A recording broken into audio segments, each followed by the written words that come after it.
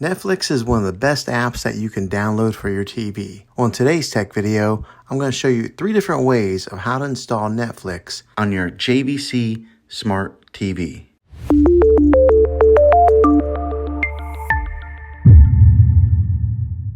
It can be really frustrating if you want to watch some of the great content that is on Netflix and you find that your TV is unable to download it. If your TV is an older model of smart TV, then it could prevent you from downloading this app.